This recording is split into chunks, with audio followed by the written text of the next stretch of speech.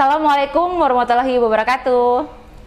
Shalom, salam sejahtera bagi kita semua. Om Swastiastu, Namo Buddhaya, salam kebajikan, dan tentunya salam sehat selalu bagi kita semua. Selamat datang di Human Capital Podcast Season 2 episode 5. Perkenalkan, saya Nova. Saya akan membawa sobat-sobat Human Capital pada sesi episode podcast kali ini.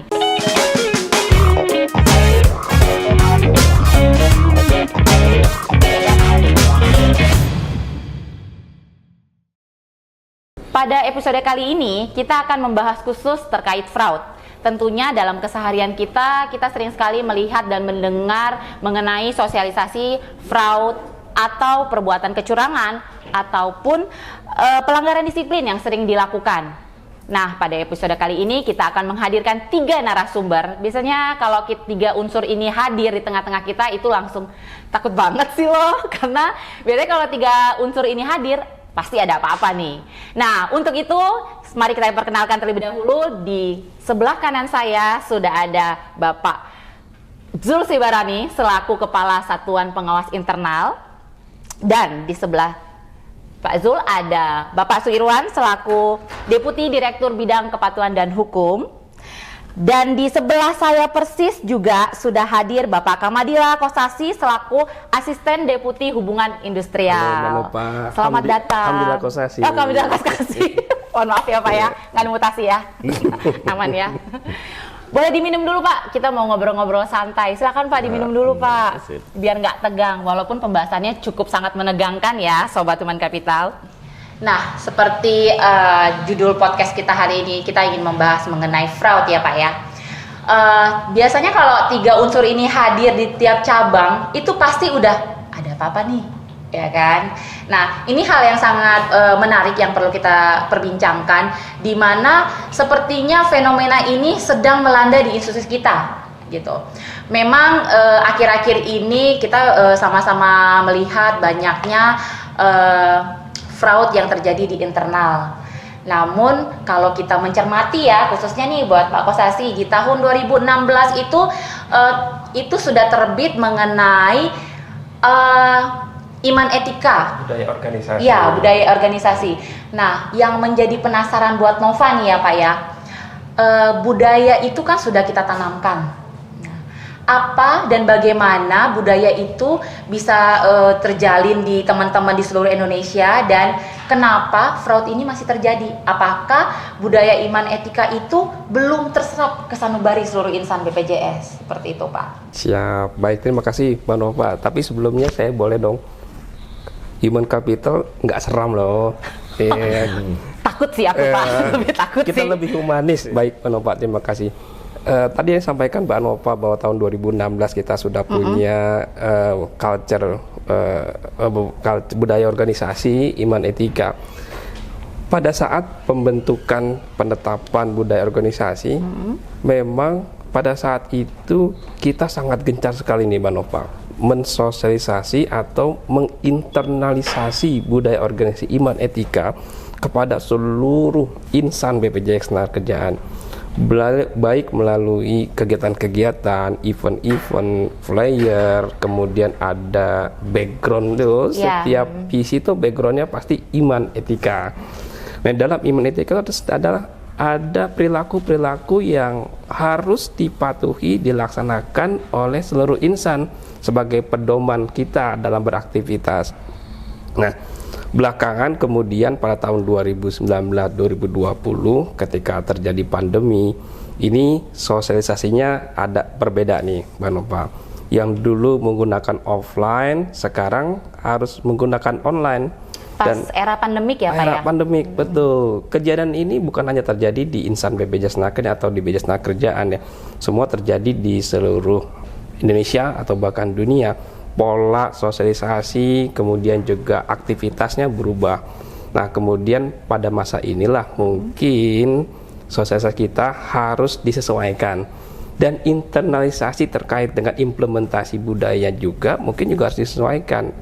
Bukannya pada saat pandemi itu tidak ada fraud atau perilaku yang menyimpang, tetapi pada saat itu 2 tahun itu semua kegiatan itu bisa dibilang sama dengan pandemi ya, semua cooling down. Nah muncul sekarang nih, sekarang kan new apa? Digital, ya, bukan digital, new normal. Jadi sudah mulai lagi kelihatan satu persatu yang tadinya sudah dilakukan di masa pandemi kelihatan pada saat new normal. Nah sekarang mungkin yang menjadi PR-nya adalah bagaimana kita mensosialisasikan iman etika ini bukan hanya menggunakan digital. Mungkin juga kita harus perhatikan emosional dan ekspresi serta kebatinan seseorang itu muncul bukan hanya dengan digital, tetapi dengan live. Kita terjun langsung ke unit kerja, kita terjun langsung face to face kepada karyawan kita, agar mereka merasakan bahwa iman etika itu dapat menjadi pedoman dan dapat diimplementasikan oleh mereka. Itu poinnya sih, Mbak Nova. Jadi bukan karena kitanya sosialisasinya kurang, tetapi memang penyesuaian dalam melaksanakan sosialisasi budaya organisasi. Oke, berarti di era pandemik sekarang ini Pak, di 2-3 tahun belakangan ini, bentuk sosialisasi dari iman etika itu seperti apa Pak? Kalau kita lihat sekarang udah banyak ya, kita mulai menyusun dengan adanya karikatur itu ya, Iman dan Sobri ya. Kemudian kita buat ada setiap minggu kita ada cerita-cerita Iman dan Sobri itu di HCIS. Nah, kemudian kita salah satunya ini podcast. Oh podcast, ini juga bagian dari Iman Etika juga guys. Dan lain-lain masih banyak lagi. Oke, seiring dengan tadi bagaimana kita mengkampanyekan ya Pak ya iman etika itu kepada Sobat Teman Kapital. Lalu itu kita juga punya Perdir TGR ya Pak ya. Nah, boleh cerita sedikit Pak mengenai Perdir TGR itu? Saya yakin Sobat Teman Kapital banyak juga yang belum memahami bentuk Perdir TGR itu seperti apa. Iya, kalau Perdir TGR itu kan satu perdir yang dibilang satu kebijakan ketika seorang karyawan dikenakan sanksi, kemudian ada penyertaannya adalah harus mengembalikan atas satu nominal uang yang ia ambil dengan tidak baik, yang bukan menjadi haknya. Nah, kita harus merecovery, mengembalikan uang tersebut ke institusi berjasa-kerjaan. Di Perdir itu dituangkan ya Pak ya? Dituangkan dalam Perdir tersebut. Begitu terjadi fraud, maka harus ada pengembalian. Harus ada pengembalian. Nah, kita akan kejar sampai tuntas TGR tersebut. Kalau misalkan yang bersangkutan mungkin secara finansial tidak mencukupi, maka kita bisa melihat aset-asetnya. Aset-aset yang miliki bisa menjadi recovery atas TGR yang ia miliki ya, yang harus dia berikan kepada kita. Jadi nggak lepas gitu aja. Nggak lepas gitu aja. Nah, pertanyaan berikutnya, siapa sih yang menjadi petugas recovery TGR? Di sini ada 6 organ. Di antaranya adalah HCP, ada SPI, ada KHK, ada ARO, kemudian ada akuntansi atau keuangan kalau nggak salah. Kemudian yang terakhir adalah ada unit kerja yang dimana kejadian tersebut terjadi. Oke. Mereka ikut dalam satu tim itu ya Pak? Ikut dalam tim TPTGR namanya. Oke Pak, tadi kita udah dengar itu bagaimana Perdir TGR dan bagaimana implementasi dari iman etika. Nah ini seiring dengan berjalan juga ada keterlibatan dari SPI ya. Aku nih biasa panggil Pak Zul ini Bang Zul ya kan dalam keseharian. Nah ini sejalan dengan bagaimana HCP menggadang-gadangkan iman etikanya dan begitu terjadi fraud, ada juga hal yang harus dipertanggungjawabkan oleh insan BPJS yang terbukti melakukan fraud.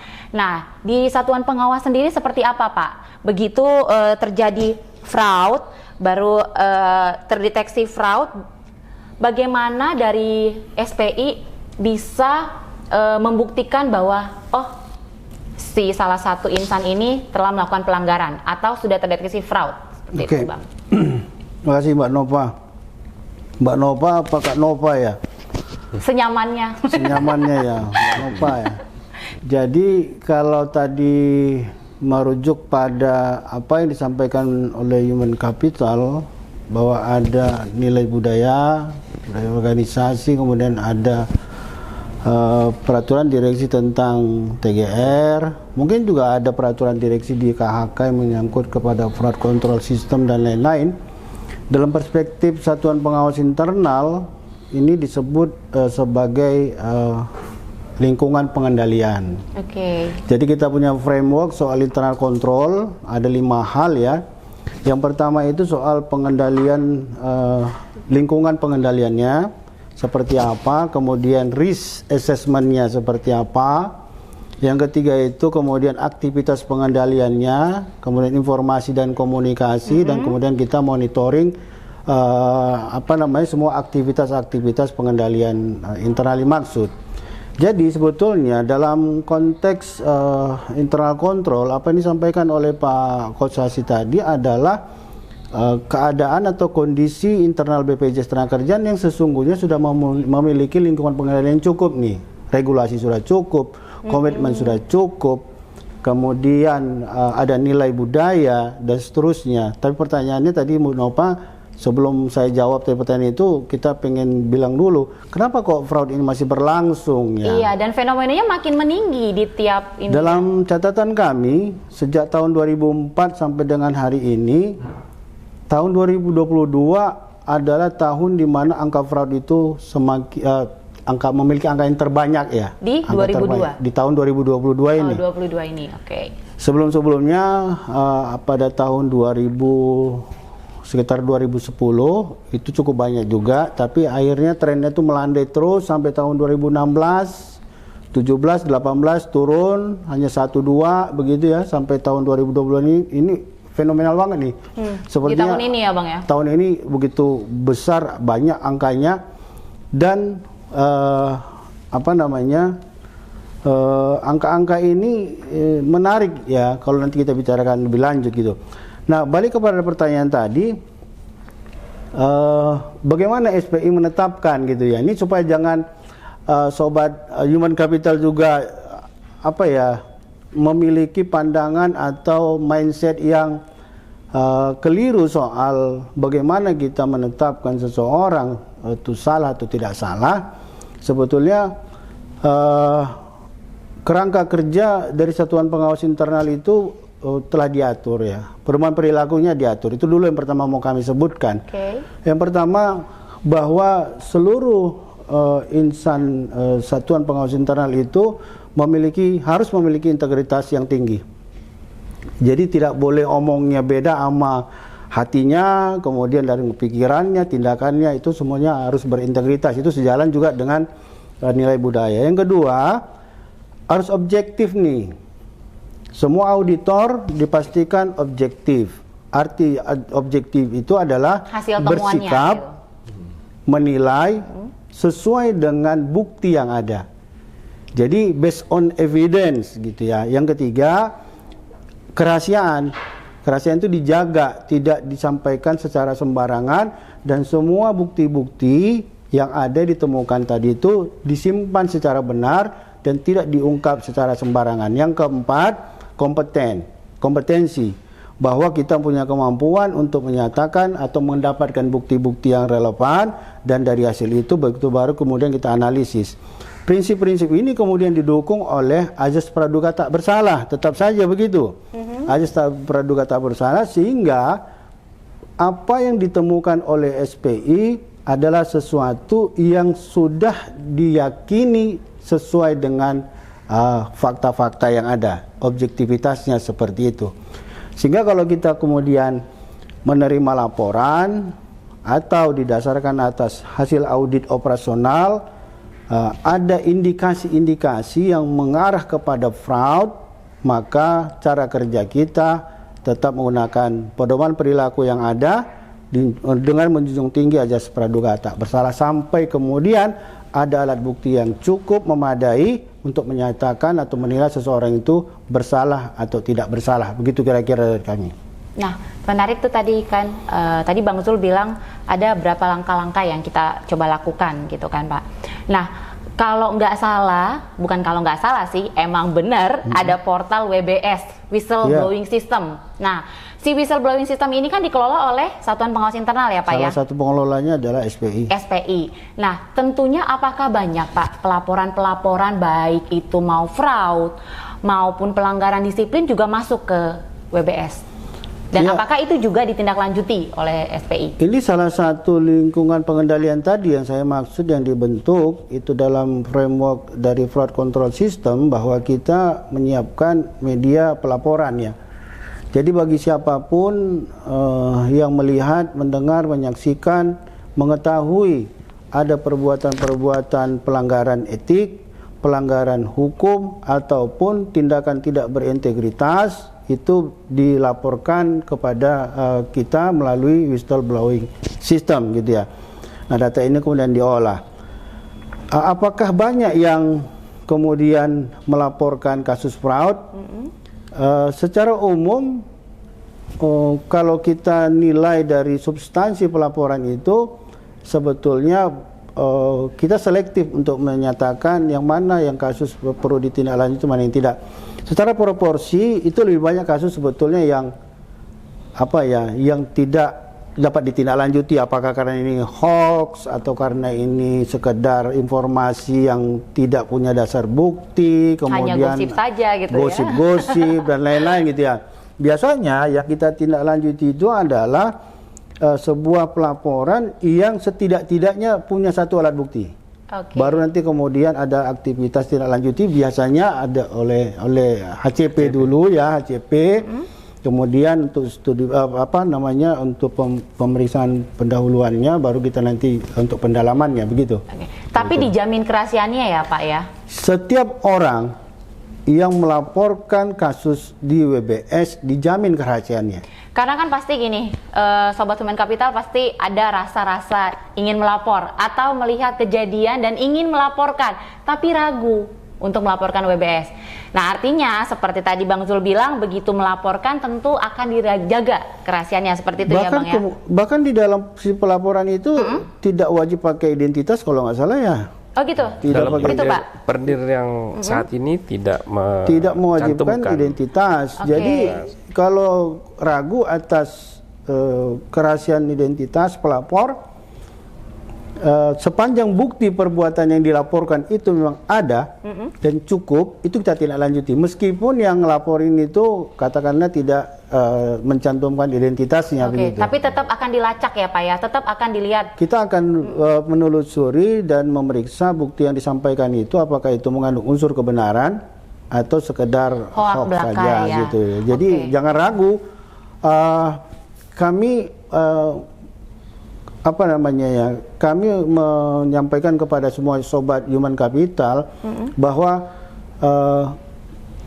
justru kita sekarang menghendaki adanya peran serta semua orang, semua insan BPJS Tenagakerjaan. Untuk saat ini kita punya niat ingin menegakkan sesuatu yang benar, dan kita harus menghindarkan atau menghilangkan sesuatu yang salah gitu. Hari ini semangat kita adalah semangat ingin menjunjung nilai kebenaran tadi, menjunjung integritas tadi, dan menghindari sesuatu yang bersifat pelanggaran-pelanggaran. Sehingga bagi setiap orang yang mengetahui ada pelanggaran, itu harapannya ada peran serta yang proaktif dari setiap insan BPJS Tenagakerjaan untuk bersedia melaporkan itu kepada pihak-pihak yang punya kewenangan untuk menindaklanjutinya ya, agar institusi ini bisa kita bangun dengan integritas yang tinggi begitu ya, kira-kira itu. Baik, artinya kan ada peran bersama kita ya Pak ya gitu, dan jangan ragu melaporkan ketika memang itu ada hal unsur fraud di dalamnya dan dijamin kerahasiaannya, itu yang paling penting. Yang menarik buat saya nih Bang, tadi pernyataan Abang tuh bilang di tahun 2022 ini fraudnya tinggi banget, fenomenanya luar biasa. Saya yakin Sobat Human Capital pun terkaget-kaget dengan skema fraud yang terjadi di luar dari ekspektasi kita semua. boleh cerita sedikit nggak sih Bang? Sedikit aja, nggak usah banyak-banyak yang Bang. Takutnya nanti banyak-banyak durasi. Kalau sekarang dibilang 2022 fenomena luar biasa fraudnya, berbeda dengan tahun-tahun sebelumnya. Harusnya makin tahun angkanya makin menurun dong, dengan adanya teknologi yang canggih yang kita buat, regulasi yang memadai yang kita buat, apalagi sosialisasi ya Pak ya, iman etika yang selalu kita gadang-gadangkan, tapi nyatanya di tahun ini itu sangat tinggi. Boleh cerita sedikit nggak buat Sobat Human Capital, skema yang terjadi yang berbeda dari yang sebelumnya dan juga agak tricky gitu Pak, yang kita nggak bisa detect, oh ternyata orang ini fraud gitu. Ya, ada satu keyakinan kita yang menyatakan bahwa perbuatan kecurangan itu berulang ya. Oke, sebenarnya sudah sebelumnya berulang itu. Artinya kalau ada seseorang yang hari ini melakukan kecurangan, maka potensi untuk berulangnya tinggi sekali. Jadi bisa jadi hari ini tuh fenomena pengulangan atas perbuatan-perbuatan curang sebelumnya yang kemudian tercapture di tahun ini begitu. Maknanya bahwa sebelumnya manajemen itu punya selera yang selera yang sedikit lebih permisif barangkali gitu ya, terhadap semua tindakan kecurangan. Tapi hari ini manajemen punya niat yang baik untuk bisa menyatakan yang benar adalah benar, yang salah adalah salah. Jadi tindakan permisif sebelumnya itu yang mungkin berpotensi timbul lagi di tahun 2022 ini, sehingga orangnya sama dengan orang-orang sebelumnya itu gitu tuh. Permainannya mungkin sama gitu ya. Permainan mungkin berbeda. Berbeda, oke. Karena kita paham bahwa suatu perbuatan itu bukan karena niatnya saja, tapi karena kesempatannya, area kesempatan berbeda, tapi orang yang melakukannya itu sama, sehingga sikap permisif sebelumnya yang tidak tegas terhadap kecurangan atau kesalahan diulangi pada tahun ini, dan tahun ini adalah tahun tegas menyatakan yang salah adalah salah, yang benar adalah benar gitu. Sehingga artinya itu ya Bang ya, ini cukup menjawab pertanyaan saya selama ini gitu, dengan tadi Abang bilang oh fraud meninggi di 2022 gitu kan, tapi orangnya ternyata sama gitu kan. Apakah sebenarnya dari dulu udah terjadi, tetapi penegakannya nih gitu, seperti tadi Abang bilang ya, sanksinya yang kemudian sifatnya permisivisme. Orang-orang pada ngelihat juga, oh si Anu kemarin itu melakukan tindakan ini, kok jadi pejabat ya? Bebas, bisa, malah jadi pejabat tuh. Hari ini itu tidak mungkin terjadi, karena hari ini akan ditegakkan nilai-nilai integritas itu, sehingga bagi mereka yang melakukan tindakan kecurangan hari ini itu jadi catatan panjang sejarah karirnya, dan kemudian dia akan mendapatkan sanksi yang tepat dan tegas atas perbuatannya gitu, sehingga semua orang akan punya nilai lebih ketika dia menegakkan integritasnya gitu, berbeda dengan orang yang bersalah gitu kira-kira. Oke, seiring dengan tadi Abang bilang integritas, bicara soal integritas, tentunya kita akan bergeser sedikit ke sebelah kanan Bang Zul. Kalau ngomong integritas, pasti Sobat Human Capital pasti tahu siapa yang menggadang-gadangkan mengenai integritas, tunas integritas. Ya, Pak Suirwan, bos aku sih. Oke, Pak Suirwan, tadi Bang Zul udah cerita sedikit kalau fenomena ini terjadi sebenarnya meninggi di tahun 2022 ini, tetapi pelakunya itu adalah hal yang sama.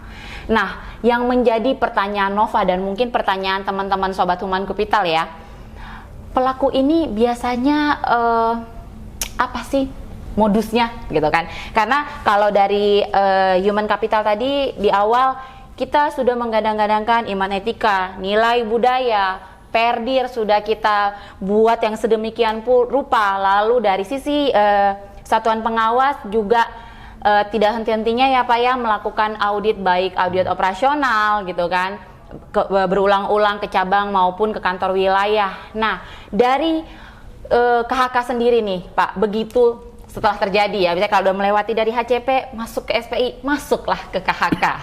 Nah, motifnya biasanya apa sih Pak?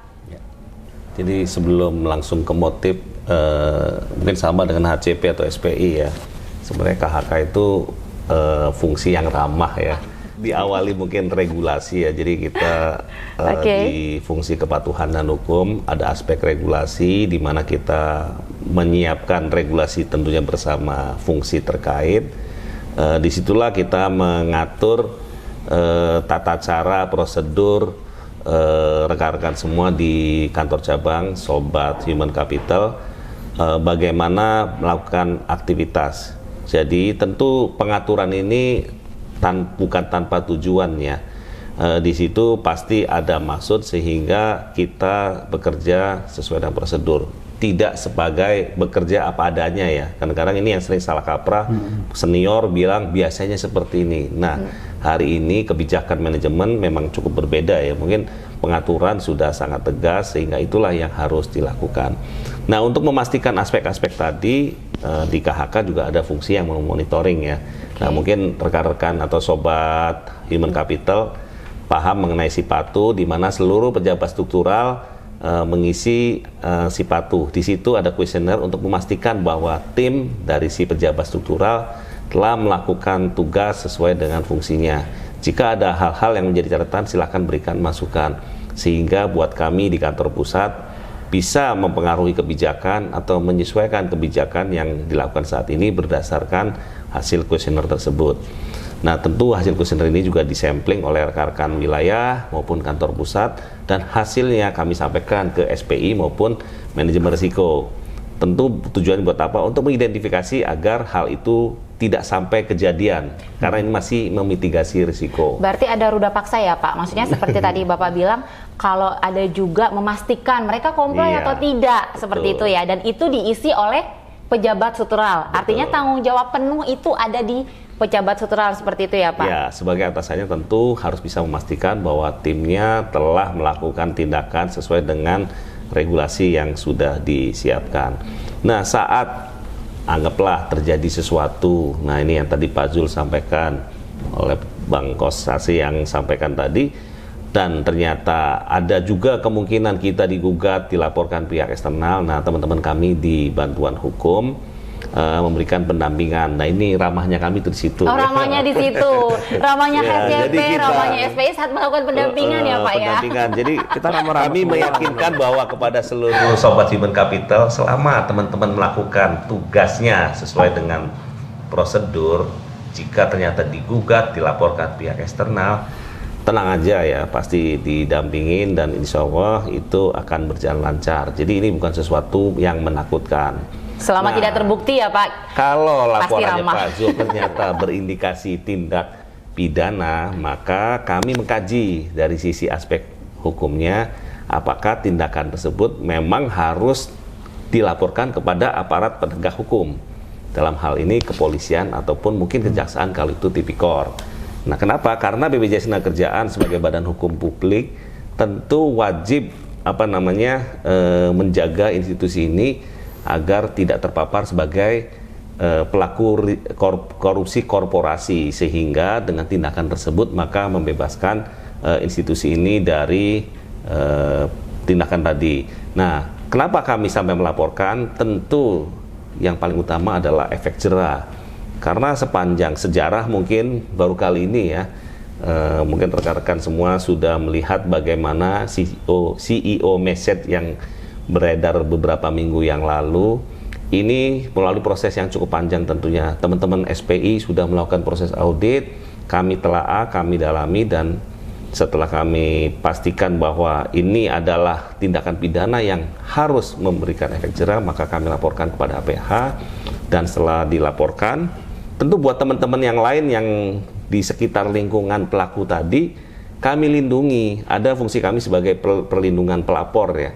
Jadi kalau hasil audit SPI ternyata ada rekan-rekan yang sebagai justice kolaborator kalau bahasa kerennya, nah ini pasti akan kita dampingi, kita lindungi, bahkan mungkin kita amankan posisinya ke fungsi yang lain yang mungkin tidak berhubungan langsung. Nah, selama proses pelaporan ini, buat rekan-rekan sebagai saksi pasti didampingi, dan buat pelaku oknum BPJS ini tentu pasti harus kita buat efek jera. Dan mungkin kemarin dari pemberitaan melalui CEO message ini kita bisa lihat bahwa pelaku dari internal pun kita proses. Saat ini mungkin buat rekan-rekan semua sudah ada 3 pelaku internal yang kita proses, 1 TKAD juga kita proses, dan beberapa pelaku percaloan yang dari luar juga kita proses. Artinya kita tidak tebang pilih juga. Tentu tujuan baik kita adalah bagaimana pemberantasan korupsi maupun penyuapan di lingkungan BPJS ini jauh lebih baik lagi, sehingga buat peserta juga merasa nyaman bahwa terhadap pelayanan yang diberikan BPJS Ketenagakerjaan itu tanpa dipungut ataupun biaya apapun. Itu sih yang ingin kami tegakkan dari fungsi kepatuhan dan hukum. Intinya ada perlindungan pelapor, tapi kami juga menjadi orang yang pertama melaporkan kalau memang sobat-sobat ataupun oknum ini ternyata melakukan tindakan di luar batas yang ditoleransi sesuai dengan peraturan internal. Iya, tadi sebelum podcast ini mulai sempat agak cerita-cerita ya sama Bang Kosasi, abang. Semuanya di sini abang saya ya, guys. Di podcast ini aja. Jadi tadi sempat cerita sebenarnya di tahun 2016 gitu ya, Bang ya. Sempat ada juga sebelum 2016. Iya, sebelum 2016 itu sempat ada juga identifikasi fraud dan dipidanakan. Betul. Nah, tahun ini sebenarnya saya agak merinding sih sebenarnya. Ternyata manajemen nggak main-main, guys.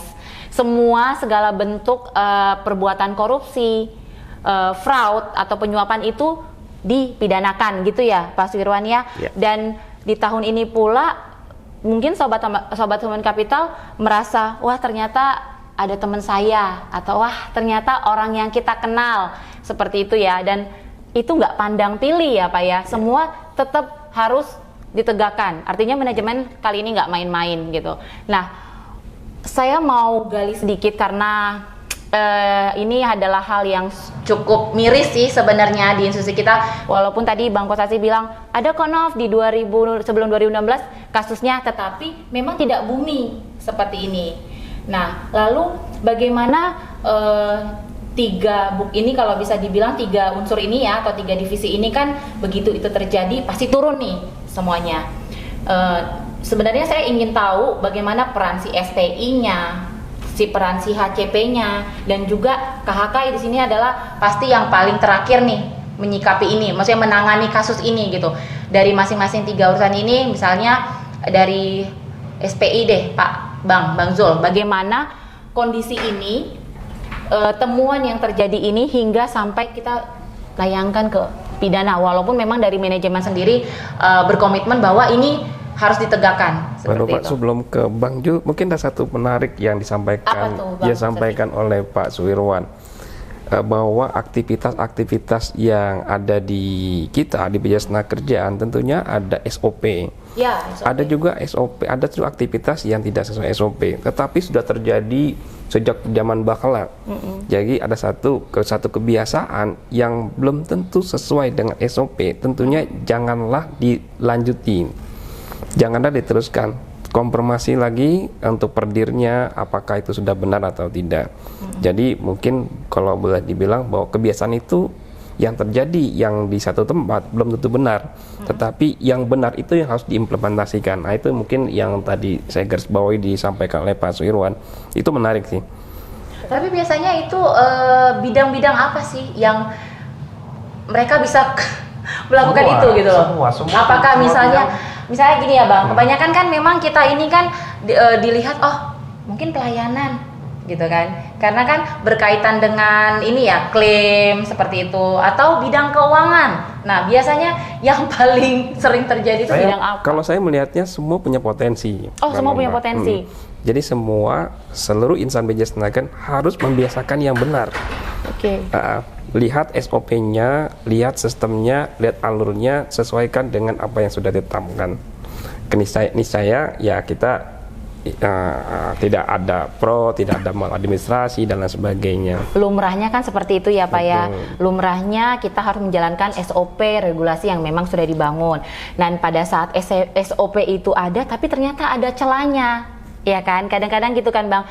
SOP-nya benar nih, kita ngelakuin itu, tetapi ada celah yang oknum ini lakukan, memanfaatkan momennya. Nah, peran SPI itu seperti apa, Pak? Yang saya ingin tahu begitu ada, oh iya emang SOP-nya jalan, tapi celah-celah itu bisa nih, coba-coba. Namanya tadi kesempatan, yang tadi Bang Zul sempat keluar nih, Bang Napinya, kesempatan ya kan? Niat, kesempatan. Ya, jadi seperti yang kami sampaikan tadi, secara internal kontrol, berdasarkan framework yang dibangun oleh KOSO gitu ya, ada beberapa tahapan tadi ya. Kita ciptakan lingkungan pengendalian yang oke, komitmen yang oke, kemudian kita assess risikonya. Ini yang bukan penting juga nih, mengakses risikonya, kemudian tentukan aktivitas pengendaliannya, baru informasi dan komunikasikan, baru kemudian monitor. Jadi tugas pertama SPI itu adalah memastikan bahwa semua internal control itu sudah memadai. Dalam artian kita memastikan semua proses bisnis yang disampaikan Pak Costa di SOP-nya itu dijamin bahwa prosesnya itu sudah benar. Mereka menjalankan itu. Dijamin bahwa pengendaliannya sudah terpasang, dijamin bahwa risk manajemennya sudah dimitigasi, dan kemudian orang-orang yang menjalankannya juga dijamin memiliki integritas yang baik.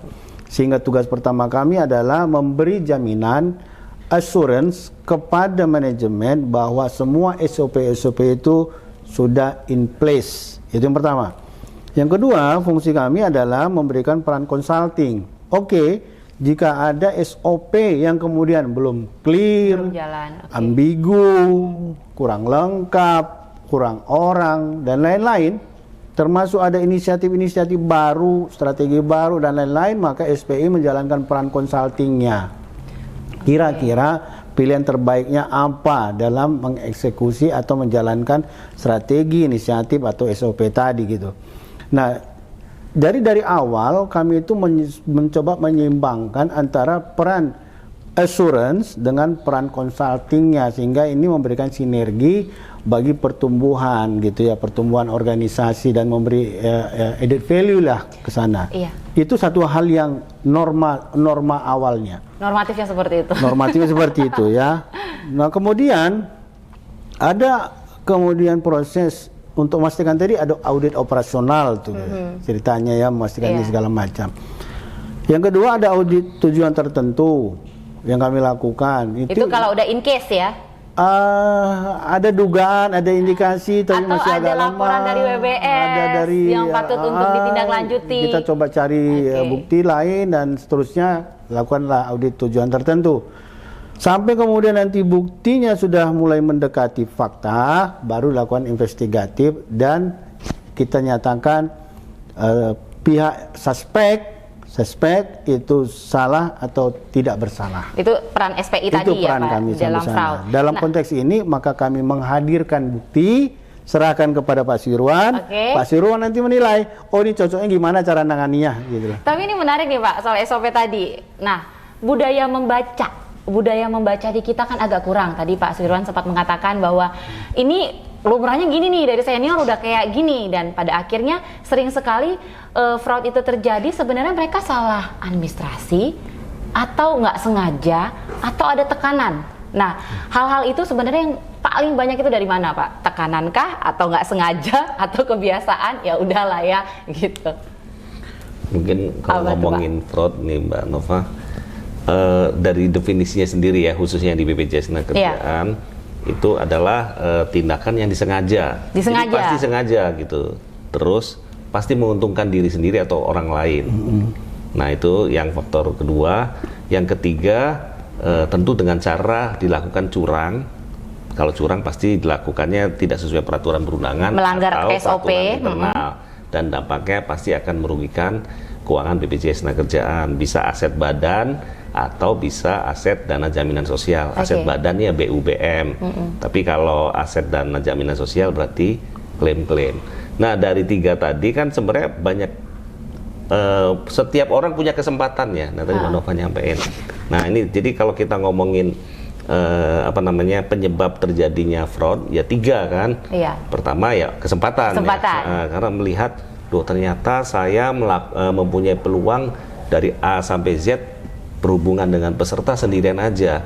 Oh, jadi saya nggak ada yang ngawasin, sehingga dengan kesempatan tersebut dia bisa melakukan sesuatu, atau mungkin setelah mencoba melakukan sistem ternyata oh ada celah nih, seharusnya dia menginformasikan atasan bahwa ini seharusnya sistemnya diperbaiki atau apa, malah disalahgunakan. Nah itulah salah satu bentuk kesempatan. Yang kedua pressure mungkin karena ada kebutuhan, terus tadi karena peluangnya ada sehingga dimanfaatkan. Kebutuhan dari rumah mungkin tetangga sebelah sudah lengkap aksesoris rumahnya, sementara udah dia punya belum. Mini Cooper say. Iya, nah ternyata dia belum, masa sih saya nggak bisa gitu, atau pengen menjadi apa namanya ya, karena ya mungkin dianggap BPJS ini sudah cukup sejahtera ya, nah dianggap pengen lebih mensejahterakan atau pengen lagi jadi mantu kesayangan. Ya kan? Ya, dengan cara yang salah akhirnya juga ini bisa menjadi salah satu penyebab.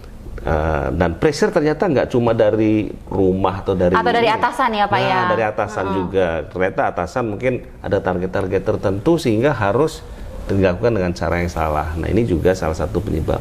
Dan ada satu tekanan juga yang menarik, tekanan media Apa tuh, sosial, flexing, sosial media ya kan? flexing, pamer kekayaan, pengen kelihatan fancy, Iya. fancy. Nah itu juga menjadi Biar Keluarga, eksis. anak dan istri. Kebanggaan mantu Pak, jadi menantu kesayangan, Iya. ya kan? Dan yang terakhir tentu rasionalisasi. Jadi mungkin rasionalisasi ini karena mungkin lihat di instansi lain ini biasa terjadi. Nah kenapa tidak kita lakukan di sini? Wajar aja gitu ya. Jadi seolah menjadi Lumrah-lumrah sesuatu aja, yang jadi wajar. kebiasaan, ya, Ya, itu betul. biasanya karena sering mendengar, sering melihat sesuatu yang wajar, akhirnya itu menjadi oh boleh berarti dilakukan. Tapi tadi ada satu yang Bapak belum jawab. Apa?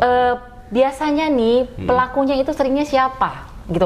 Apakah dari unsur pejabat struktural? Ya kan pasti Sobat Human Capital pengen tahu nih rata-rata ini pejabat struktural atau penata atau peniti kayak saya.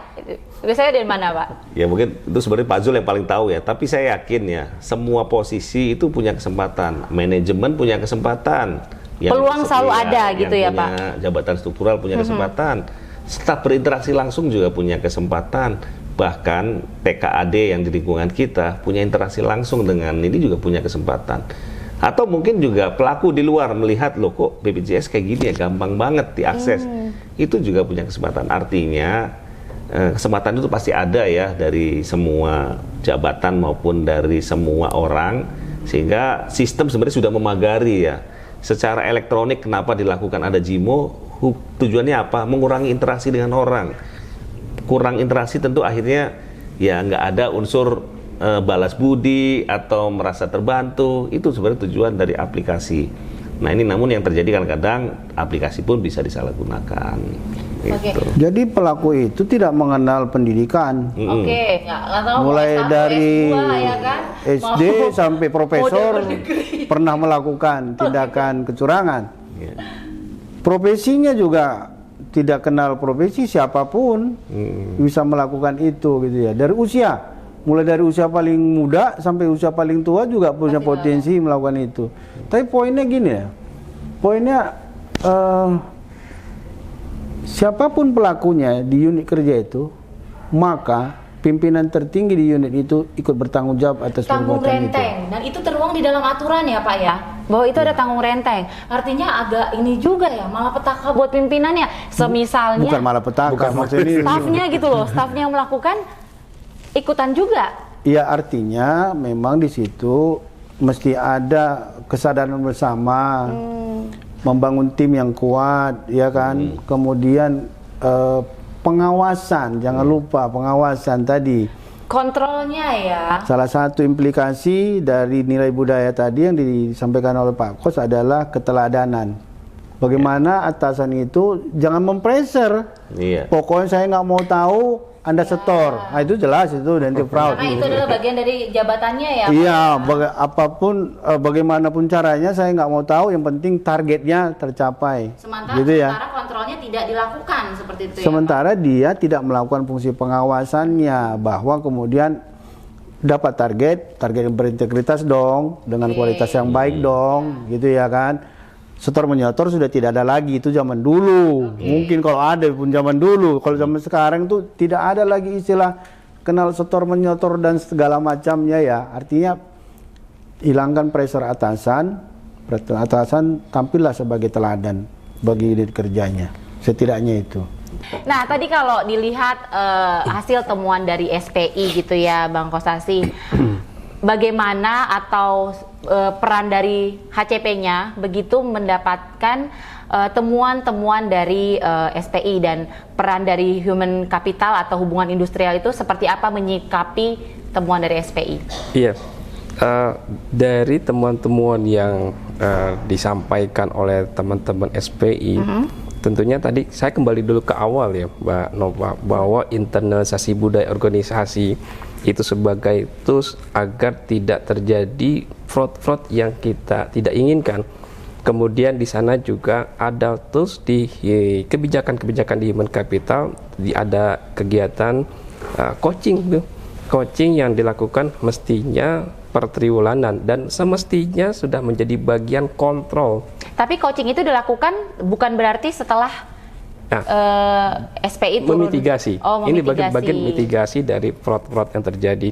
Artinya kalau seandainya coaching ini diimplementasikan dengan baik dan benar oleh seluruh struktural yang ada di BPJS Tenagakerjaan, maka ini menjadi mitigasi awal terjadinya fraud dilakukan oleh tim di unit kerja tersebut, maka akan terdetek oleh atasannya. Dan tentunya atasan juga akan terdetek oleh atasan tidak langsungnya. Peran atasan langsung adapun peran atasan tidak langsung sudah menjadi mutlak harus dijalankan. Maka tadi sampaikan Bang Jul, kepala unit bertanggung jawab terhadap case-case yang terjadi di unit tersebut, karena kebijakan atau otorita yang ada di sana adalah tertinggi di kepala kantor cabang tentunya, atau Depdirwil dan sebagainya. Nah, kalau itu sudah terjadi, kita akan melakukan tindak lanjut nih. Kita awalan sebelum sebelum SPI ini turun, kita awalan. Kita melihat, kita mencari, kita mitigasi sesungguhnya apa yang terjadi. Apakah itu terjadi fraud atau bukan fraud? Kalau di kita itu case-case terjadi ada 4 nih. Oh, apa aja tuh? Ada bisa jadi fraud, oke. Bisa jadi administrasi salah. Oh, salah administrasi saja tapi bukan fraud ya? Bukan fraud. Ada kemudian indisipliner. Indisipliner tuh berupa apa? Indisipliner tuh ya yang bersangkutan jarang masuk, suka terlambat, pulang lebih cepat. Yang terakhir adalah asusila. Asusila. Sepertinya itu asusila marak ya? Marak juga nggak, Bang? Sekarang temanya fraud. Oh, temanya fraud. Oke, selanjutnya? 4 itu. 4 itu saja. Oke. Nah, kalau kita sudah lengkap, kemudian kalau belum jelas, artinya belum 100% menyatakan ini bersalah dan harus ada tindak lanjut dari teman-teman SPI, maka kita sampaikan ke teman-teman SPI untuk memitigasi, mencari, menggali case tersebut dari sisi-sisi tentunya dari sisi para auditor yang paham. Itulah peran kita, kemudian dialihkan ke teman-teman SPI. Kalau sudah teman-teman SPI bekerja, mereka akan mengeluarkan laporan hasil audit kepada kita. Laporan hasil audit tersebut nanti kita akan proses dan kita lakukan bapek. Nah, Pak Suirwan ini anggota bapek kita. Hasil bapek ini direkomendasikan ke manajemen untuk pemberian sanksi-sanksi tentunya. Nah, itu sih peran kita di hubungan industrial. Nah, dilihat dari itu, kita juga ada namanya pedoman pengendalian kecurangan ya Pak ya, fraud control system. Nah, ini fraud control system ini ada di Deputi Direktur Bidang Kepatuhan dan Hukum ya Pak. Bagaimana peran si fraud control system melihat fenomena yang ada sekarang Pak? Ya, jadi kalau berkaitan dengan sistem pengadilan kecurangan atau fraud control system, disingkat FCS ya. Nah, ini sebenarnya praktek yang baik, ini kemudian diinisiasi oleh BPKP di 2013 yang lalu dan diterapkan di BPJS Ketenagakerjaan sejak PT Jam Sostek Persero, di mana di situ cukup dinamis ya, selama 10 tahun ini ada 3 kali perubahan pedomannya.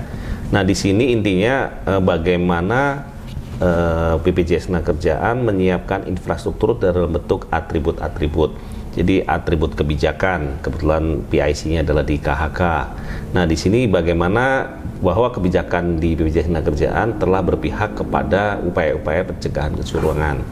Terus yang kedua, unit pengendali. Nah, agar efektif dilakukan, sebenarnya prakteknya bermacam-macam ya. Ada yang di fungsi Satuan Pengawasan Internal, ada di fungsi Human Capital, dan ada juga di fungsi Legal and Compliance ya di KHK. Nah, kebetulan BPJS mengakomodirnya di KHK, sehingga benturan dari posisi auditor maupun dari fungsi human capital ini tidak terjadi.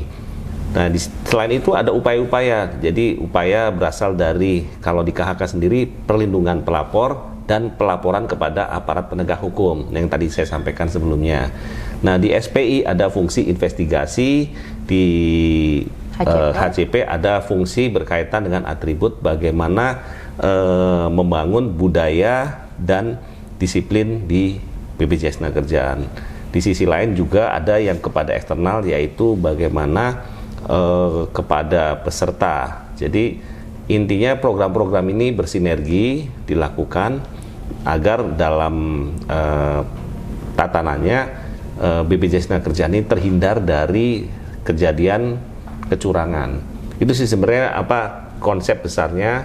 Namun agar lebih implementatif, BPJS Tenagakerjaan mengimplementasikan dalam bentuk juga sistem manajemen anti penyuapan. Nah, ini ISO 30001 sudah diterapkan di 2 fungsi, yaitu fungsi investasi dan fungsi kepesertaan. Sesuatu yang mungkin jarang diterapkan di badan hukum atau di badan usaha lain ya, karena investasi itu di perbankan nggak ada satupun yang di-ISO-kan gitu ya. Nah, ini karena belajar dari pengalaman sebelumnya, kita mencoba membuka diri bagaimana pengendalian di fungsi investasi ini telah disertifikasi sistem manajemen anti penyuapannya. Di sisi kepesertaan juga challenge tersendiri, karena ternyata untuk menerapkan sistem manajemen anti penyuapan kita melibatkan 16 debdir sendiri ya. Jadi fungsi di 16 debdir ini juga kita optimalkan agar bisa efektif.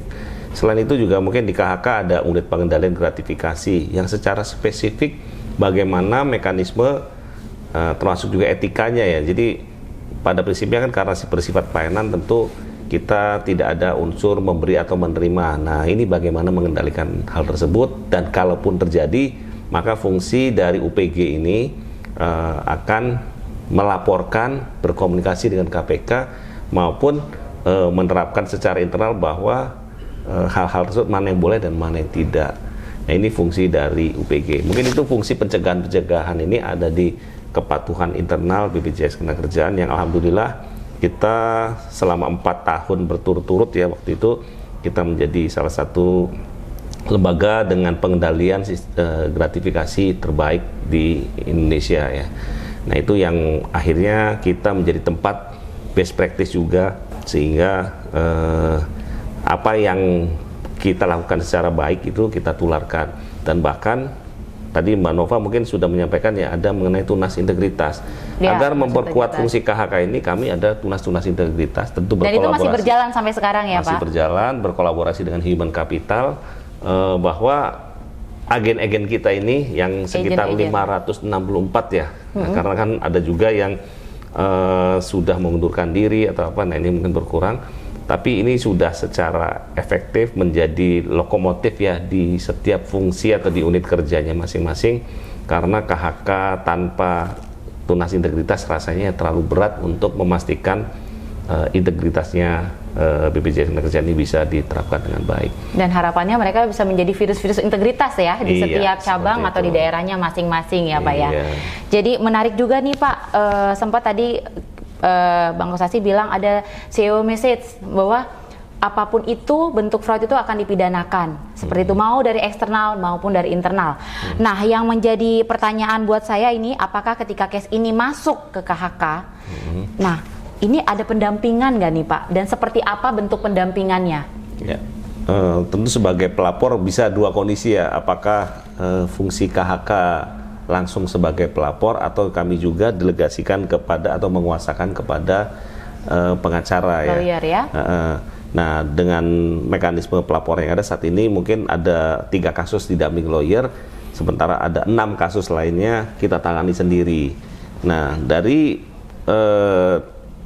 pelaporan ini tentu seluruh rekan-rekan itu kami dampingi, termasuk pelaku ya. Pelaku juga. Namun saat sudah ditetapkan menjadi tersangka, maka yang bersangkutan menjadi tanggung jawabnya secara pribadi. Sepanjang belum menjadi tersangka, maka akan didampingi secara penuh oleh BPJS Tenagakerjaan dalam hal ini di KHK. Banyak hal ya, bahkan perlindungannya juga kami lakukan. Ada beberapa saksi kita pisahkan dari para tersangkanya sehingga merasa nyaman. Terus kalau ada pressure coba kita netralkan, dan bahkan mungkin kita berikan informasi yang menguatkan. Nah, kebetulan di KHK sendiri juga ada teman-teman yang sudah certified di mediator. Nah, ini juga rasanya cukup mendukung fungsi-fungsi tersebut. Nah, jadi mungkin saya berharap Pak Kosasi ini dari Human Capital, jadi kompetensi itu tidak hanya teknisnya ya. Nah, itu efek-efek lebih, kayak kami punya mediator itu punya nilai lebih ya, saat ada konflik ternyata itu mampu membuat suasana jadi lebih efektif ya. Meskipun itu kan sebenarnya konsepnya sama dengan coaching ya, tapi kalau dilakukan secara profesional kadang-kadang bisa lebih optimal lagi. Satu hal yang saya ingin ketahui ya Pak ya, begitu ini case terjadi dan masuk ke ranah hukum, lalu ini inkrah dalam arti kata, oh ini sudah jadi tersangka gitu. Apa yang mereka, yang seorang yang jadi tersangka ini, apa yang akan dia jalani gitu? Maksudnya ketika dia inkrah jadi tersangka, hal apa yang dia jalani? Bukan berarti dia langsung oke, berhenti dari pekerjaan, selesai sampai di situ. Yeah. Hukuman apa yang dia dapati, Pak? Ya, mungkin nanti Pak Kosasi bisa menambahkan ya, karena di situ kan ada hak-hak sebagai karyawan. Pada prinsipnya kan yang bersangkutan nanti kan pasti saat dilimpahkan kepada kejaksaan ya, setelah proses di pemeriksaan penyidikan di kepolisian selesai, dilimpahkan kepada kejaksaan memastikan bahwa pasal-pasalnya terpenuhi, maka disampaikan kepada pengadilan untuk proses putusannya ya. Nah, proses inilah yang nanti akan dijalani oleh yang bersangkutan. Sepanjang bisa meyakinkan, menyampaikan bukti ya silahkan, tapi bukti-bukti kan tentu sudah kita persiapkan. Nah, untuk hal tersebut pada prinsipnya sebenarnya saat dia memenuhi pelanggaran pidana, tentu dengan sudah didakwa aja pidananya sudah terbukti, artinya BPJS Tenagakerjaan sesuai dengan kewenangannya bisa melakukan penetapan hubungan kerja ya. Namun tetap hak-haknya di periode awal itu ada. Yang Perdir TGR tadi ya Pak ya? Iya. Bukan, di Perdir Manajemen Kepegawaian. Oh, Manajemen Kepegawaian. Kalau dilihat dari, terima kasih Pak Sirwan, kalau dilihat dari Perdir Manajemen Kepegawaian, ketika seorang karyawan itu ditahan itu dengan tentunya unsur pidananya terpenuhi gitu, ditahan. Ada penetapan dari pihak kepolisian, ada penahanan, maka sejak itu maka remunerasi atau gaji yang selama ini kita berikan dalam setiap bulan itu stop. Stop dulu. Jalani proses pengadilan tersebut. Kemudian bagaimana dengan karyawan kita yang sudah punya keluarga, punya anak, punya istri, maka kita berikan bantuan. Oh, masih baik. Masih baik. Masih baik loh manajemen kita. Masih bantuannya berupa apa itu, Pak? 25% dari gaji. Satu. Kalau punya tanggungan 2, 35%. Dan seterusnya sampai 3 anak tentunya. Nah, kalau nanti dalam proses pengadilan itu terbukti ia bersalah, ya tentunya sudah jelas. Di stop. Ya. Tapi kalau ternyata tidak bersalah, maka kita bisa kembalikan ia menjadi seorang karyawan dengan nama baiknya dibersihkan juga tentunya ya Pak ya. Dan salary atau remunerasi yang tadinya di stop akan kita kembalikan ke yang bersangkutan. Nah, tadi nih Pak, saya masih penasaran. Tadi Bang Zul bilang kalau misalnya pejabatnya juga ikut tanggung renteng. Apakah begitu terbukti dan inkrah bahwa si A ini melakukan fraud dan dia yang bertanggung jawab atas segala bentuk tindak lakunya? Apakah pejabatnya juga bisa dipulihkan atau tetap menjalani hukuman disiplin? Ya, kalau memang ada penyertanya itu dari sisi pengadilan luar ya, kepolisian atau kejaksaan. Tentunya kalau dari kita melalui proses bapak. Melalui proses bapak. Proses bapak itu menentukan apakah si fulan, si A atau dengan atasannya itu kena sanksi, dan adakah sanksi penyertanya berupa TGR, maka di babak itulah ditentukan. Kalau seandainya sanksinya ada, maka ya harus mengembalikan. Berarti artinya di sini manajemen cukup sangat memanusiawikan sekali ya, masih dibantu, masih ditolong sampai akhirnya jika memang itu dinyatakan inkrah dari pihak kepolisian maupun dari pengadilan bahwa dinyatakan bersalah, tentu saja segala fasilitas itu stop sampai di situ, begitu ya Pak ya. Oke, aku mau nanya nih sama Bang Zul. Bang Zul, ruang lingkup dari fraud itu seperti apa yang terjadi sekarang? Lalu motifnya tuh kayak apa sih gitu kan? Mungkin Sobat Human Capital pengen tahu. Selama ini kan cuma dengar-dengar aja isu-isu gitu kan. Oh, si A melakukan ini, tapi kita nggak tahu nih ruang lingkupnya kayak apa. Nah, normalnya kan orang melihat ya sehari-hari sih sama ya, wajar-wajar aja. Sampai terjadi akhirnya kita mengetahui bahwa itu nggak normal. Boleh dong Bang cerita sedikit? Sampai akhirnya terjadi nggak normal. Nggak normal, ternyata nggak normal yang kita lihat hari-hari biasa aja. Bukan nggak normal ya, bermasalah gitu kali ya. Namanya bermasalah. Jadi pertama gini mungkin yang perlu kita pahami ya, bahwa fraud itu tidak selalu berkaitan dengan uang ya. Ya.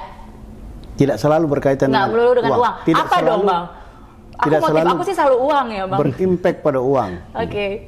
Walaupun dalam jangka panjangnya ada konsekuensi keuangan di sana. Jadi kalau menurut Association of Certified Fraud Examiner, itu kalau tidak fraud 3 ya, ada 3 kelompok besar aktivitas fraud ya. Yang pertama asset misappropriation. Oke, berkaitan dengan aset tentunya. Aset ini ada 2, aset berupa uang atau inventory yang ada di kantor, yang milik BPJS Ketenagakerjaan. Di mana beradanya tuh, kalau uang ada di bank, tidak ada di kantor doang gitu ya, ada di bank.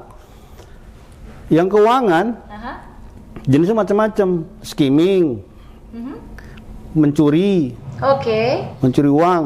Cara mencuri ini ya macam-macam cara, cuma di konteks ini kita nggak cerita di mana aja cara dia mencurinya. Takut nanti jadi dipelajari ya. Kemudian yang inventory misappropriation, ini banyak terjadi nih Kak Acap nih, hati-hati nih ke depan mungkin jadi apa namanya concern kita juga.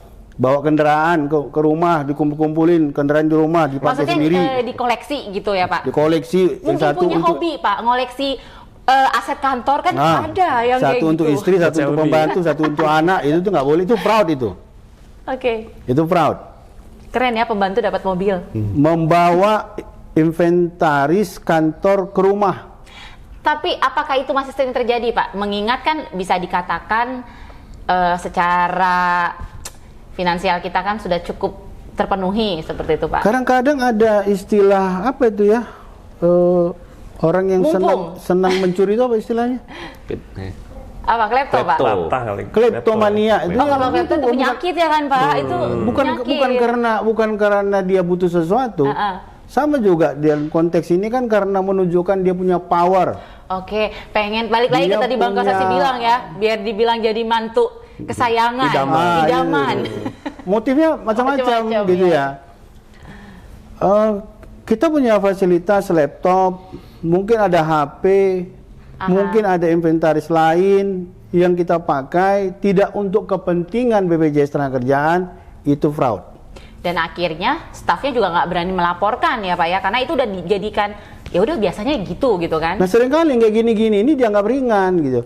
Apa sih susahnya gitu, misalnya ini berapa sih meja ini?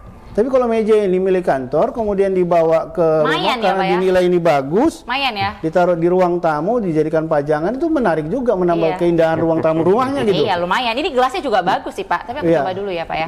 Kayak manis gak nih? Bagi orang-orang yang melihat meja ini dibawa ke rumah, mungkin pikiran dia adalah, oh ini hal wajar. Itulah budaya yang selama ini saya sebut tadi sebagai permisivisme, dibiarkan. Oh kecil kok. Jadi akhirnya ya udah emang biasanya kayak gitu ya kan Pak? Yang kecil dibiarkan, lama-lama apa yang dibawa, brankas beserta isi-isinya dibawa ke rumah juga itu. Dan kita sudah lazim terbiasa melihat kegiatan begitu dan membiarkan juga itu brankas dibawa. Lama-lama keramik hilang ya Pak ya, pindah. Gedung-gedung kantor masuk rumah gitu kan.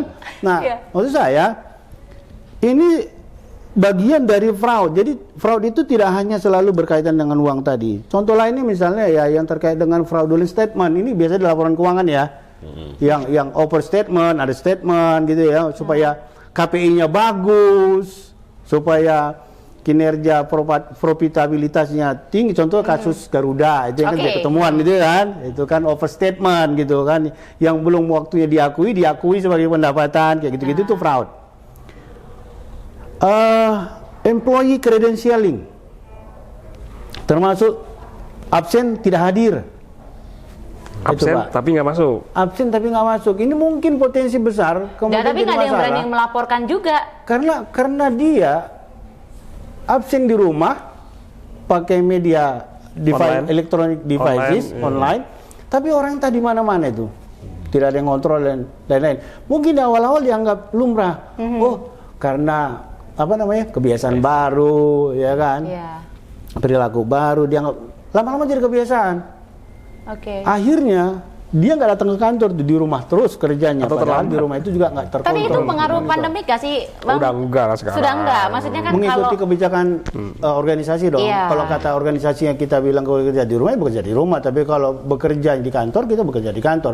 Absen di rumah, bekerja di rumah, padahal kebijakan bekerja di kantor itu bisa masuk ruang lingkup fraud. Itu fraud juga. Yes. Jadi nggak melulu uang ya, guys. Yang lain, tukar menukar user. Gimana tuh? Tukar menukar user maksud gimana? Ya, tukar menukar apa ya? Apa namanya itu? Roll. Ya. Tolong dong pinjam rollnya. Aku mau koreksi data apa, ya kan? Aku mau lakukan ini segala macam.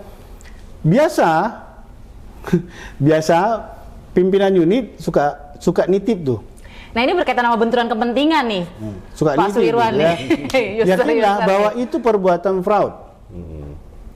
Kalau kemudian terbukti ada aktivitas tukar menukar user berimplikasi terhadap gagalnya SOP dikerjakan secara benar, itu fraud. Itu fraud. Itu juga harus hati-hati. Hal-hal yang sepele seperti ini kita sering anggap biasa, remeh, tapi itulah bibit-bibit awal terjadinya rasionalisasi tadi. Dan itulah yang secara pelan-pelan tersembunyi. Karena fraud itu biasanya menyatu di dalam proses bisnis, biasanya ikut di dalamnya itu, dan itulah kemudian berbuah sebagai tindakan fraud. Saking percayanya pimpinan biasanya itu, Bang. Pembiaran. Kasih aja usernya, udah percaya. Kan dibiarin, bawa pas bunga dibiarin, bawa dibiarin, bawa mobil dibiarin, bawa istri orang terakhir dibiarin juga, gitu kan. Oh, kalau itu enggak sih kayaknya, langsung ketahuan. Tapi ini berkaitan juga kan. Begitu. Fraud tidak hanya bicara soal klaim JHT. Penyalahgunaan iuran, ambil uang BUBM, tidak hanya itu. Bukan hanya perilaku yang sifatnya kebiasaan kita, itu bisa diidentifikasi sebagai aktivitas fraud. Gitu kira-kira. Yang ketiga, menurut asosiasi tadi adalah tindakan korupsi. Nah, ini tindakan yang paling berat dari semua kegiatan fraud itu, termasuk membiarkan terjadinya kegiatan korupsi atau fraud, padahal kita tahu itu ada, membiarkan itu juga termasuk bagian dari korupsi atau fraud itu. Jadi kalau ada kegiatan yang kita ketahui, jangan diam, laporkan dan terlindungi, pastikan. Begitu teman-teman Sobat Human Capital melihat ada tindakan yang tidak lazim dan tidak wajar, itu tetap laporkan. Kalau tidak melapor justru salah ya. Tidak melapor justru salah, dan melapor dilindungi. Begitu ya, Bang ya. Tapi ini menarik nih, Bang. Pak Suirwan, banyak kasus nih terjadi. Nah, bagaimana Deputi Direktur Bidang Kepatuhan dan Hukum menyikapi kasus yang sudah kian banyak, dan kasus-kasus ini beragam, gitu kan? Artinya kerja di KK makin berat dong. Bagaimana sisi kemanusiawiannya menghadapi ini berat nih, 3 unsur ini berat ya, Bang ya? Karena di mana dia harus merasa bahwa ya ini harus ditegakkan. Profesional. Ya, profesional. Manajemen maunya ya ini harus ditegaskan. Tapi kan pasti ada rasa-rasa yang kayaknya kemanusiaan kita pasti ada gitu. Lalu itu bagi saya itu tidak ada halangan. Nggak ada ya, Bang ya. Tetap profesional, integritas, harga mati. Asik. Nah, dari KHK sendiri seperti apa, Pak? Kasusnya kan banyak sekali. Artinya ini nggak mudah. Ini bukan hal yang mudah begitu ini menjadi hal yang manajemen ingin bahwa mau dari internal maupun dari eksternal, maka begitu terjadi fraud ini harus ditegakkan pidananya. Bagaimana dengan KHK, Pak? Ya, jadi saat terjadi suatu kejadian fraud, tentu ada dampak secara finansial juga yang harus kita pastikan bahwa apakah ini unsur kerugian sudah terpenuhi, karena di aparat penegak hukum itu unsur kerugian harus benar-benar nyata, bukan sekedar potensi gitu. Nah, artinya itu yang harus kita jaga, kita pastikan kasus-kasus mana yang bisa kita laporkan kepada aparat penegak hukum. Tapi KHK siap ya Pak ya? Maksudnya dengan manajemen punya komitmen ini artinya KHK siap? Ya, insya Allah dari KHK kan profesionalismenya tetap kita jaga, dan selain kompetensi bidang hukum, kita juga profesi peradi ini menjadi salah satu nilai plus, sehingga kita sudah memastikan bahwa suatu kasus kita laporkan secara hukum acaranya, baik pidana maupun perdata, itu kita pastikan terpenuhi, sehingga proses berikutnya menjadi lebih lancar. Ya, bagi kami dari SPI, gimana Bang? Sikap kemanusiaan itu ditunjukkan dari menegakkan ajas praduga tak bersalah ya. Di awal seperti itu terlebih dahulu ya Bang ya. Dikawal dulu pikiran kita, sikap kita, perbuatan kita agar tidak menuduh sembarangan. Itulah sehingga kita tidak mengintimidasi ya Bang ya. Tidak mengintimidasi, tidak menekan dan lain-lain, tetap berajaskan objektivitas. Insya Allah kalau hasilnya memang mengarah kepada kebaikan, artinya tidak terbukti, ya kita juga akan nyatakan dia tidak terbukti. Tapi kalau dia terbukti, ada alat bukti yang cukup dan relevan, memadai, ya secara manusiawi juga kita harus menyatakan bahwa setiap orang tadi yang berbuat hari ini berpotensi akan berbuat ke depan, maka sebaiknya kita hindari dengan memberikan efek jerah gitu. Dan ini memang juga menjadi momentum ya Bang ya. Dan mungkin saja di tempat-tempat lain, di daerah-daerah lain atau cabang-cabang lain nggak ketahuan aja, misalnya gitu kan. Sehingga momentum ini bisa memberikan efek jerah buat dimanapun Sobat Cuan Kapital ingin coba-coba atau ada kesempatan gitu, pikir-pikir lagi deh bahwa kali ini manajemen gak main-main, integritas harga mati tentunya.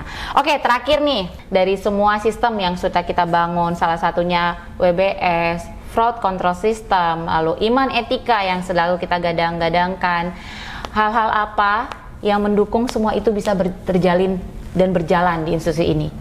Boleh dari Bang Kosasi dulu? Ya, baik. Saya ngelihatnya gini, Mbak Nova, bahwa yang tadi saya garis bawahi dari statementnya Pak Suirwan, kebiasaan yang sering kita lakukan itu belum tentu benar. Ya, betul. Maka dari itu yang benarlah yang harus dibiasakan. Satu. Yang kedua, iman etika itu suatu keniscayaan menjadi pedoman perilaku kita. Maka kalau teman-teman di cabang itu setiap morning briefing, ya di awal harus dihafal dulu nih. Hafalin guys. Itu harus itu mutlak gitu. Wajib ya Pak ya. Sampai perilakunya. Tujuannya apa? Agar ketika menginternalisasikan, mengimplementasikan, ia mudah mengingat. Terserap di sanubari. Tidak mudah lepas. Terpatri dalam jiwa raganya. Ketika ada kesempatan, ketika terpancing, oh ingat lagi. Iman etika. Tiap pagi iman etika. Betul, begitu. Nah, kemudian yang terakhir nih, bahwa apa yang kita dapatkan di BPJS Tenagakerjaan itu syukuri. Nikmat itu bukan hanya materi, tetapi nikmat itu bisa jadi kesehatan, kawan kita banyak, rekan kita baik, atasan kita mendukung kita untuk berkarir, berprestasi, ya, itu betul. menjadi nikmat. Dan nanti pada akhirnya kalau kita syukuri, ya tentunya kita juga berkarirnya enak, bekerjanya enak, tentunya akan diimbangi dengan mungkin ada remunerasi yang bisa diberikan. Yang membuat keluarga lebih bahagia lagi dengan jalan yang halal ya Pak ya? Betul, Mbak Nova. Oke, Pak Suirwan, gimana tuh Pak untuk mendukung segala aspek yang sudah kita bangun? Ya, kalau kami dari KHK mungkin sudah terlihat bahwa pertama komitmen ya, komitmen dari top manajemen yang sejak awal di mana seluruh direksi dan dewas berkomitmen di hadapan KPK, terus berkomitmen di hadapan stakeholder saat Hari Anti Korupsi Sedunia, dan di situ juga mencanangkan sistem manajemen anti penyuapan. Intinya ini sudah menjadi harga mati ya. Nah, tentu sebagai bentuk komitmen, maka direksi hari ini menerapkan kebijakan efek jera yang sesuai dengan peraturan perundangan tentunya, dan tentu ini bukan untuk menakut-nakuti, namun kita semakin menyadari bahwa hal tersebut adalah tidak sejalan dengan komitmen-komitmen direksi tadi, sehingga KHK di sini insya Allah akan tetap berkomitmen juga, selain menjaga institusi ini agar tidak terjadi penyuapan ataupun tindak pidana korupsi, tentu kami juga akan memberikan efek jera terhadap orang-orang yang mencoba mengotori, orang-orang yang mencoba mencemari institusi tercinta ini. Apalagi tadi Pak Kosasi sudah menyebutkan kita harus bersyukur ya. Kenapa sih ladang kita kok di dapur kita sendiri, masa depan. Mungkin itu Mbak Nova. Artinya di sini manajemen cukup tegas ya Pak ya. Sekali lagi tadi dari Depdir KHK mengatakan bahwa segala bentuk kecurangan itu pasti akan ditindak tegas oleh manajemen, baik dari internal maupun dari eksternal. Nah, dari SPS sendiri seperti apa nih Bang untuk mendukung semua unsur ini bisa berjalan selaras di insan BPJS? Ya, jadi kalau dari kami selain internal kontrol ya, internal kontrol itu memang harus terpasang. Contoh gampang lah internal control itu segregation of duty ya. Siapa yang membuat, siapa yang memeriksa, siapa yang menyetujui. Ini sebuah SOP yang sudah dibangun sedemikian rupa sehingga tiap-tiap lapis ini punya peran dan fungsi sendiri-sendiri dan saling cross check itu. Itu satu bagian. Bagian kedua soal keteladanan. Dalam konteks keteladanan, maka setiap orang harus menampilkan sisi keteladanannya sehingga dia harusnya dicontoh oleh orang lain. Khusus bagi kepala kantor cabang, kami berharap know your employee. Know your employee, jangan cuma know your customer. Tapi know your employee. Apa yang diketahui? Satu, perilakunya. Perilaku. Jam masuk, jam pulang. Kita lihat orang itu jam 11 belum pulang, jam 12 belum pulang, jam 1 belum pulang. Lo ngapain di kantor ini? Aku banget. Satu ya, kayak gitu ya perilakunya ya. Kemudian yang perilaku kedua, disuruh dinas nggak mau, disuruh cuti nggak mau. Maunya di tempat kerjanya itu aja seperti pegawai teladan, seperti mengawasi, mengamati apa begitu di situ itu dan nggak bisa keluar dari situ. Yang ketiga, perilaku berubah-ubah penampilan, warna rambut. Penampilan berubah-ubah ya Pak ya, trendy segala macam. Ngikutin tren ya. Lifestyle. Pastikan gitu ya. Oke, besok aku pastiin ya Bang aku. Know your employee. Jadi perhatikan setiap kawan, setiap rekan. Kalau ada hal yang tiba-tiba berubah, kan biasa begitu juga kalau istri sama suami kan. Oh tiba-tiba parfum nih. Kok gitu papa berubah sih? Apa ada yang lain? Ya begitu juga dengan cara kerja kita di kantor. Pimpinan harus tahu tiap-tiap orang tuh utangnya berapa. Aduh, kalau bicara soal utang Bang, kita ngomongin salah satu hal yang mendorong, motif yang mendorong terjadi perbuatan itu adalah tadi membayar utang. Kalau gajinya tak cukup, gimana mau dapat hidup? Gaya hidup. Iya, gaya hidup yang kemudian ditutupi dengan cara berutang. Maka kalau meminjam moto dari grup-grup sebelah, pinjamlah seperlunya, bayarlah semampunya. Nah, begitu. Kontrol yang dibuat oleh para atasan kepada timnya gitu, agar turut mengawasi setiap orang yang ada di bawah supervisinya. Begitu kira-kira dari kami. Kuncinya sebenarnya adalah waskat, pengawasan. Pengawasan itu artinya emang ada di pimpinan paling utama ya Bang ya, karena memang bagaimanapun juga kalau misalnya pengawasan dari pimpinan tidak ada, maka kontrolnya tidak ada dan loss semuanya gitu kan. Iya. Luar biasa. Oleh sebab itu maka kalau saya mengasumsikan jika Pak Dirut itu suka bawel soal spanduk, yang artinya dia nggak peduli soal spanduk, bagaimana dia peduli sama karyawannya gitu loh. Iya betul. Pasti ke internal juga nggak akan peduli gitu. Maka itu simptom-simptom yang harusnya diwaspadai, jadi concern dari semua pimpinan unit untuk bisa menilai dan mengamati semua. Coaching, pengawasan itu yang paling penting kuncinya ya. Saya jadi teringat kata-kata Muhammad Hatta. Jadi gini, Kurang cerdas dapat diperbaiki dengan belajar. Kurang cakap dapat dihilangkan dengan pengalaman. Namun tidak jujur sulit untuk diperbaiki. Seperti itu. Akhir kata saya mengucapkan terima kasih sudah berbincang-bincang pembahasan kita yang cukup sangat menyeramkan tapi suasana yang begitu hangat. Seperti itu. Jadi saya ucapkan terima kasih kepada Bang Zul, Pak Suirwan, dan Bang Kosasi yang sudah berkenan meluangkan waktunya berbincang-bincang dalam episode kali ini. Nah, Sobat Human Capital, seperti yang sudah kita dengar bersama bahwa saat ini manajemen sungguh-sungguh ingin membasmi segala bentuk fraud. Jadi jangan pernah coba-coba meskipun itu ada kesempatan. Integritas tentunya harga mati. Sampai jumpa di episode berikutnya. Bye-bye.